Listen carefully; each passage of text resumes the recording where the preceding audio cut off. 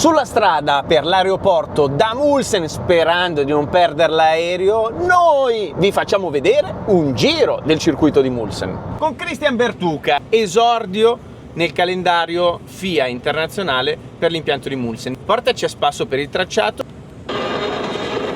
Ultima curva, rettilineo, sesta piena sui 150 km/h. Frenata forte, si passa da una sesta alla seconda marcia. C'era dopo il rettilineo una leggera piega a destra. Io cerco di non prenderlo. Dopo il leggero destra ci si prepara già per la frenata. Da una sesta a una seconda, quindi da un 155 abbastanza veloce, si arriva in una seconda marcia. Si cerca di tenere comunque una traiettoria stretta anche per il secondo punto di corda. Esatto, perché è una doppia curva la prima. È una doppia, non è una singola. Poi terza, quarta, quinta, sempre giù tutto, sesta, anche qui riferimento quasi circa inizio cordolo. Sì, anche qui ci si attacca per bene i freni, 147 km/h anche qui. Minchia. Qui sei bello largo a destra. Sì. Noi abbiamo visto in gara state tutti un filino forse più stretti. In gara stiamo leggermente più stretti, però se non si ha nessuno dietro si tiene comunque la percorrenza. Esatto. E qui da una sesta si passa a una terza marcia. Gusti che frenata. È molto decisiva. E ci allarghiamo bene per preparare questo punto qua a sinistra, e dalla terza si passa alla seconda. Ah, si scala perché infatti qua è abbastanza difficile per tutti, perché quando si va a scalare una marcia il telaio magari inizia un attimo a muoversi di più per tutti. E basta qua. Che strano comunque una S quasi in uscita di curva. Esatto. Ti piace? Tutto. È abbastanza difficile, però sì. Terza, quarta, quinta marcia, anche qui frenata. Dalla quinta si passa alla seconda marcia, infatti si sente molto i giri in motore. Sì.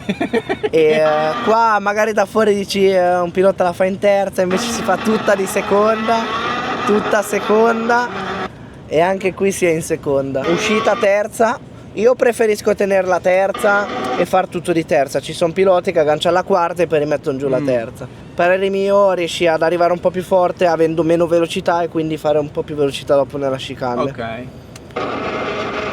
Tocchi i cordoli qui, li sfiori? Si sfiorano. Se li pizzichi giusto un pochino inizi a saltare. Poi uscita qua, si usa il cordolo con solo 2 ruote. Se si va un po' troppo dopo si perde un po' il grip, si perde anche tempo. Ok. E quarta, quinta marcia, esatto.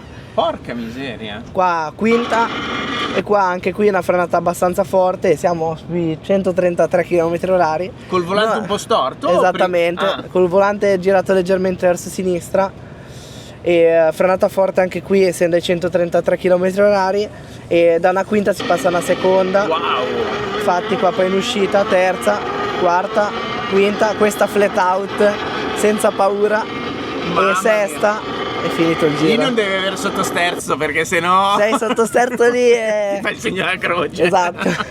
Non hai neanche tempo. Fai un mucchione. Esatto. Grazie Christian. Ma l'europeo KZ chi lo vince? Lo abbiamo chiesto al paddock. Inizia il sondaggio. Chi vince l'europeo KZ? Ilbrand. Cristian. No, il campionato. Spero Pedro. Pedro o Matteo Spirgel? Pedro. Sai neanche la classifica. Per il francese. Dispiace per Pedrito. Dopo che sto mangiando adesso, io penso più a Ilbrand. Ilbrand. Piccini pensavo, ma Alessandro. Bisogna partecipare. Denach. Pedro. Pedro. Fai il basta al contrario, siete tutti Pedro. Matteo. Pedro. Ilbrand. Ilbrand. Matteo, perché non sai un cazzo e sbagli sempre. Tutte e due.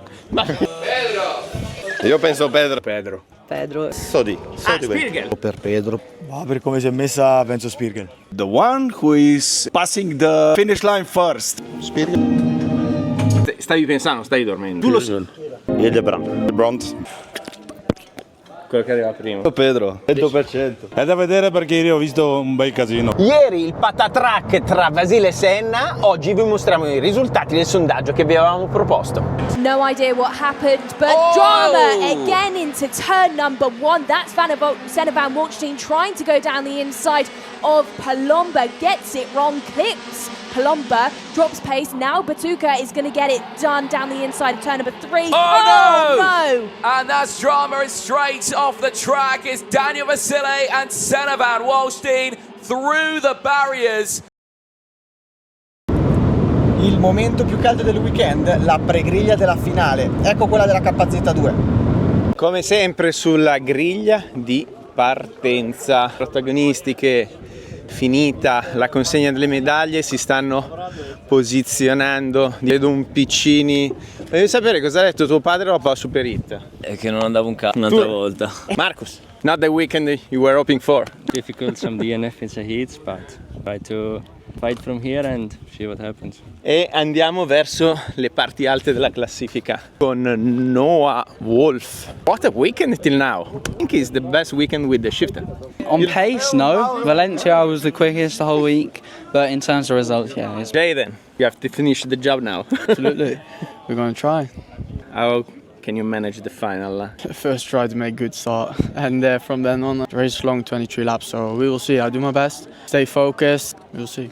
Marek, first row, bit emotional? I'll try to be focused. Un ultimo round dell'Europeo che si è giocato sul filo del singolo punto, ve lo raccontiamo momento per momento. Ci siamo lasciati ieri sera con la necessità da parte di Pedro Hilbrand, in caso di massimo punteggio dopo la Super Hit e dopo la finale da parte di Matteo Spirgel, con la necessità appunto di fare 2 quarti posti sia nella Super Hit che nella finale. Cos'è successo? It's all going to be down to Matteo Spirgel. See if he can get that cut to the end and claim those 50. Ci aspettavamo un gioco di squadra nella Super Hit e in parte è avvenuto, perché sentite cosa ha detto Bertuca.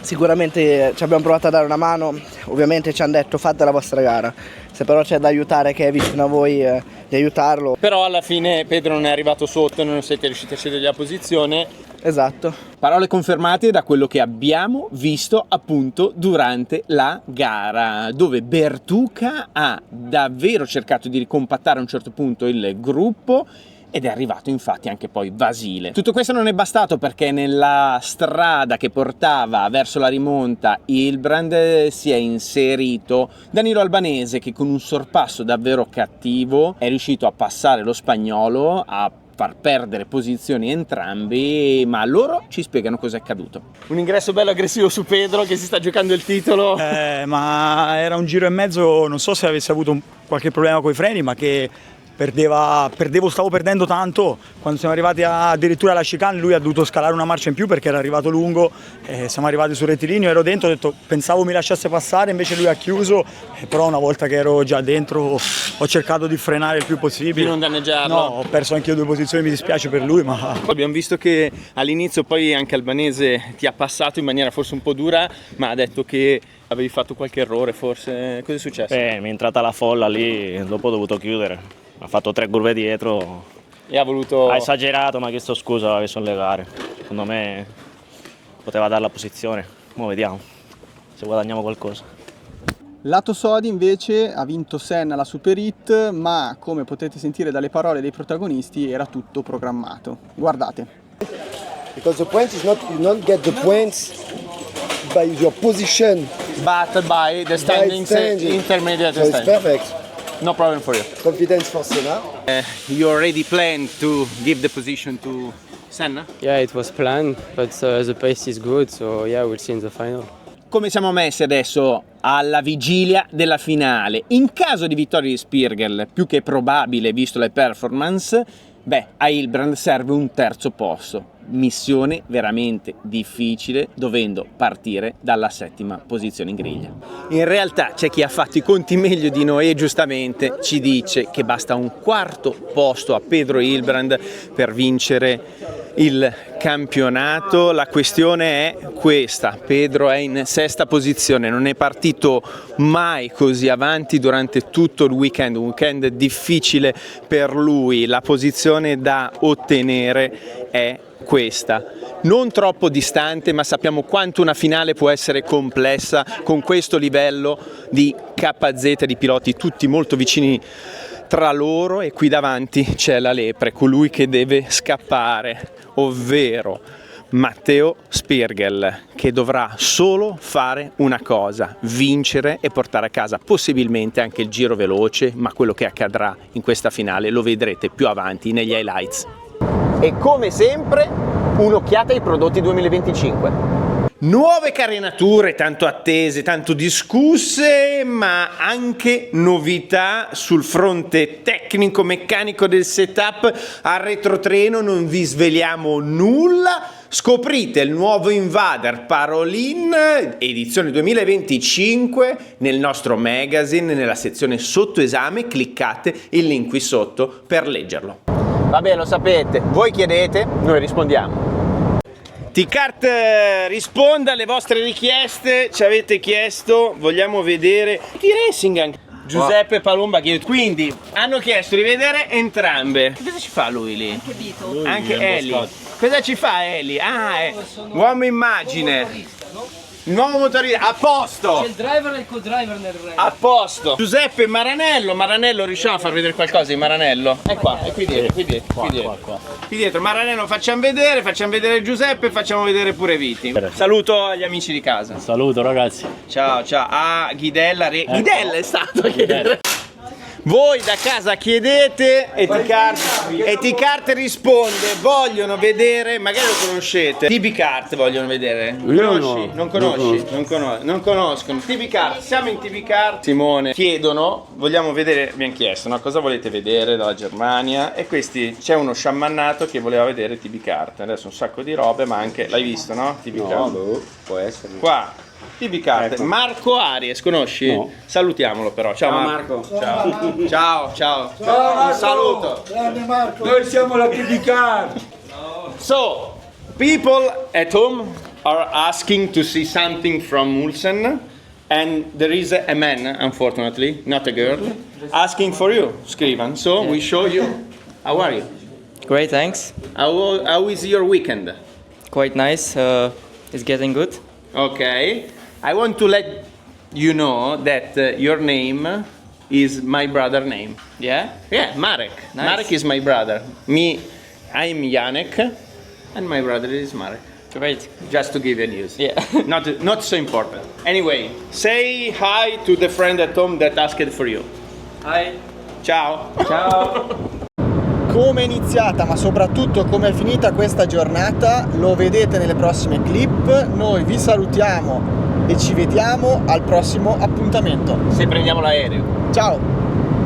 9:51 domenica mattina, ultimo giorno qui a Mulsen per l'Europeo KZ-KZ2, ma ovviamente c'è anche la FIA Academy Trophy per la classe Junior. Siamo nel bel mezzo del warm-up, tra poco dovremo lasciare questa pregriglia. Cosa succederà oggi? Ci sarà un ulteriore round, ma non è l'ultimo del campionato per l'Academy Trophy.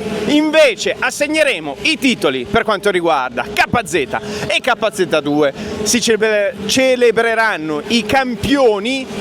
Uno già c'è, si chiama Maxim Orlov, Sodikart CPB, TKART il motore, mentre in KZ è tutto da decidere. But what a final that was. Here are the highlights from it because, wow, what can we say? The start initially for Spagel, absolutely solid on point. Van Wolstein immediately on the defensive, but immediately was then wiped from the scene by Christian Matuka. This was either going to go one or two ways, an epic fight or this, in towards turn 3, the two taking each other out. At turn number 3, I think later on, there was a moment between the two of them again, and I have seen some investigation flags going out to the drivers. That was the move that got Hiltbrand up into the lead once again of the championship standings. He had lost out to Mateus Spagel, who had pushed his way to the front over this weekend. He did everything he needed to do, did Pedro Hiltbrand. Not only that, but he got up into third place as well. He got that move done. He had cemented his positioning. And there you can hear it. Florent Bizzalion is delighted. That is two of his drivers who have found themselves as European champions in both KZ2 and KZ. The Sodi team have done amazing work in 2025. And it all falls down now to what can the team do in the almighty World Championships later this year in Franciacorta. But it's absolutely amazing for Mateusz Bożel. He has done what he needed to do, delivered over this weekend with that dominant performance and finishing ahead of Giuseppe Palomba. What a run, what a drive, and what drama for Pedro Hiltbrand. Everything he could do ended in nothing. With mechanical failure on lap 18, his Birolart machine grinding to a halt, and the title with it. Devastating, absolutely devastating for Pedro Hiltbrand. The double final winner in 2025 loses the title to the Frenchman who wins the final round in Germany. Mateusz Bożel, take a bow because you've done it. Back-to-back European champion in KZ2 and now in the Premier class. KZ, his job is done and there's a bright future ahead for that young Frenchman in the world of motorsport. He congratulates his teammates. They will join him, I'm sure, in the celebrations later on today. The podium coming up very, very soon. But my goodness, what an end to a very dramatic 2025 season. For Daniel Albanese, he'll stand on that podium as well. A former European champion in this class himself. He will enjoy a third place on that podium. But for Mateusz Bożel of France, this is exactly what he needed in 2024. Absolutely fantastic performance. And let's have a look at those highlights. Initially, the start of that race, really strong for Medic Screw, and you can see got the whole shot in towards turn number 1. Didn't have any drama for anyone else around him. You can see the clean open air he had. Jaden Teen was battling away with the likes of his teammate Timo Jungling, who had got there into third place. Maxim Orlov really stepping up as well. He had the benefit of starting on that inside line right behind the likes of Noah Wolf. Arthur Lane getting the early moves on. Then drama for Ellie Goldstein, unfortunately tumbling down the order. Did actually retire from the race as well. A big shame for Goldstein in his first season of KZ2 racing. He's had some really strong moments, has the young Belgian, but also some tough moments there in the final in Germany. Noah Wolf in that race, a really strong performance again from the young Briton, getting up into fourth place. Unfortunately, not able to close into the mighty speed that the CPB Sport drivers were punching in this one. Those three drivers just absolutely breaking away from the rest of the field, despite the fact that they did have a little bit of a fight in those early stages. Then there was dramas further back, unfortunately, out of the race and going backwards there. We saw the retirements coming in thick and fast. That was Rasmus Andersen, the first of the retirements. Unfortunately, he had the moments there on track with Arthur Poulain, who found himself tumbling down a little bit, but fighting back. This was the first change of the lead. Maxim Orlov down the inside, the fastest part of the circuit, in towards turn number 1. But a brilliant little overtake there, carrying that speed, showcasing the raw talent that he's had over the course of this season. Then you had the likes of Jaden Tin, Timo Jungling also trying to get past Skriven. Skriven was, of course, fighting for his second place spot in the championship. But, of course, that was taken away from him. Marcus Kayak, who was fighting his way through the field, was able to take that second in the standings away from him. Then you had the Slimer and Wolf battle. There is Florent Bazalion celebrating with his driver, Maxim Orlov there, who has done the unthinkable in 2025. A near full dominant performance in the KZ2 category. Of course, missing out on the point scoring earlier on this weekend from his teammate Jaden Teen, who took the wins in the maximum points in the qualifying heats and the super heats. He would have to wait till the final to continue that trend. Kayak again continuing his fight through the field. An 11th place gain helped him secure second in the championship. An absolutely deserved drive for Marcus Kayak, and certainly looking forward to seeing what he can do later on this season when the field head to the Franciacorta circuit in Italy for the World Championships. More moves happening thick and fast. Dean van Verven pushing his way through the order. Halvard Timotsvala there as well on that CRG. But no one could match the three Sodi machines heading across the line. CPB Sport 1, 2, 3 again, with them all on the podium. And in 2025, a European title in the form of Maxim Orlov.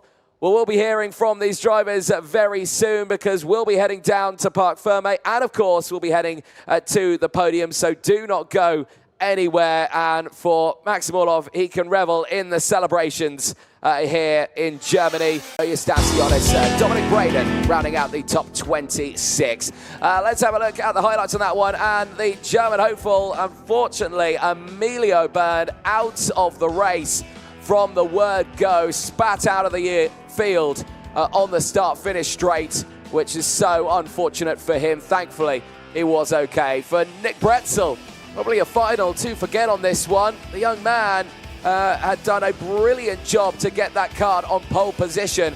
Unfortunately, I think then just struggled with the tyres.